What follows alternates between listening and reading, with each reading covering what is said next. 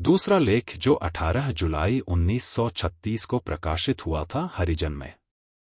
रामायण और महाभारत सहित वेद, उपनिषद, स्मृतियां और पुराण हिंदू धर्मशास्त्र है। लेकिन यही अंतिम सूची नहीं है। प्रत्येक युग और पीढ़ी ने इस सूची में कुछ न कुछ जोड़ा है। इससे निष्कर्ष निकलता है कि जो कुछ छपा है या हाथ से लिखा गया है वही धर्मशास्त्र नहीं है। उदाहरण के लिए, स्मृतियों में बहुत कुछ है लेकिन उसे ईश्वर की वाणी नहीं स्वीकार किया जा सकता है। इस प्रकार कई उदाहरण जो डॉक्टर अंबेडकर ने स्मृतियों से दिए हैं, उन्हें अधिकृत नहीं माना जा सकता।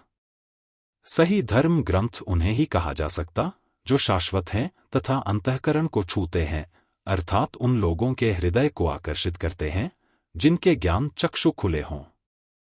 उसे ईश्वर की वाणी नहीं माना जा सकता जो तर्क की कसौटी पर खरी न उतरे या जिसे आध्यात्मिक प्रयोग में न लाया जा सके। और यदि आपके पास धर्म ग्रंथ का परिशोधित संस्करण है तो भी आपको उसकी टीका की आवश्यकता पड़ेगी। सबसे अच्छा टीकाकार कौन है? आवश्यक रूप से विद्वान नहीं हो सकता। फिर भी विद्वता आवश्यक है। लेकिन धर्म विद्वता पर नहीं चलता। धर्म साधु संतों और उनके जीवन एवं कथन पर चलता है। साधु संतों के संचित अनुभव को लोग मानते हैं व युगों तक प्रेरणा पाते हैं, जबकि धर्म ग्रंथों के सबसे अच्छे विद्वान टीकाकारों को लोग भुला देते हैं।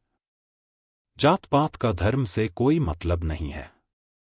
जाति एक रीति रिवाज है जिसके उद्गम को मैं नहीं जानता और न ही अपनी आध्यात्मिक क्षुधा की संतुष्टि के लिए जानना चाहता हूं। मैं नहीं जानता कि जाति आध्यात्मिक व राष्ट्रीय विकास के लिए हानिकारक है। वर्ण और आश्रम व्यवस्था ऐसी संस्थाएं हैं जिनको जात पात से कुछ लेना देना नहीं है।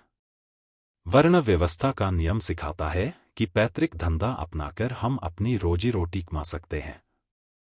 यह हमारे अधिकार को ही नहीं बल्कि कर्तव्य को भी परिभाषित करता है। वर्ण व्यवस्था अवश्य ही व्यवसाय के संदर्भ में बनी है जो केवल मानवता के कल्याण के लिए है और किसी अन्य के लिए नहीं। इसका अर्थ यह भी है कि कोई भी व्यवसाय न तो अत्यधिक नीचा है न ही अत्यधिक ऊंचा। सारे व्यवसाय अच्छे विधिसम्मत तथा स्तर में एकदम एक समान हैं।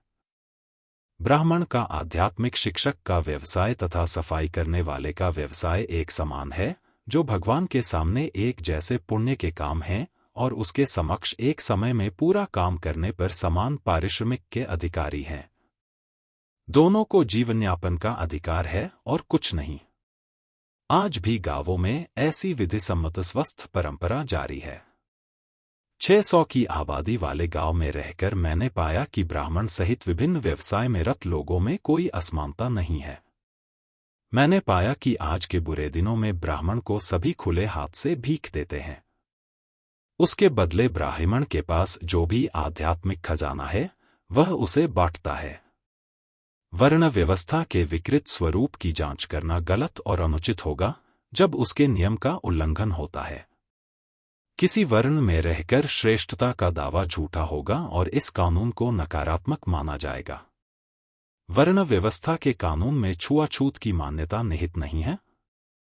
हिंदू धर्म का सार है कि सत्य ही ईश्वर तथा अहिंसा मानव परिवारों का कानून है।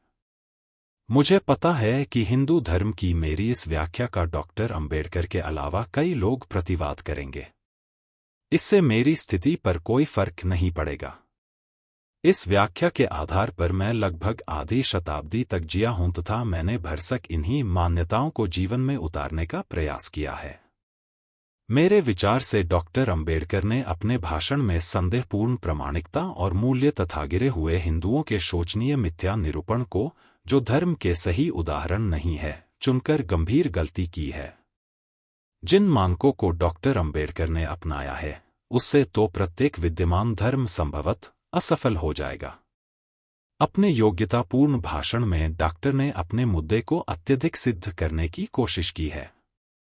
कया चैतन्य, ज्ञानदेव, तुकाराम, तिरुवल्लुवर, रामकृष्ण परमहंस, राजा राम मोहन राय, महर्षि देवेंद्रनाथ टैगोर, विवेकानंद व अन्य विद्वानों द्वारा सिखाया धर्म पूरी तरह गुणरहित है, जैसा कि डॉक्टर अंबेडकर ने अपने भाषण में बताया है।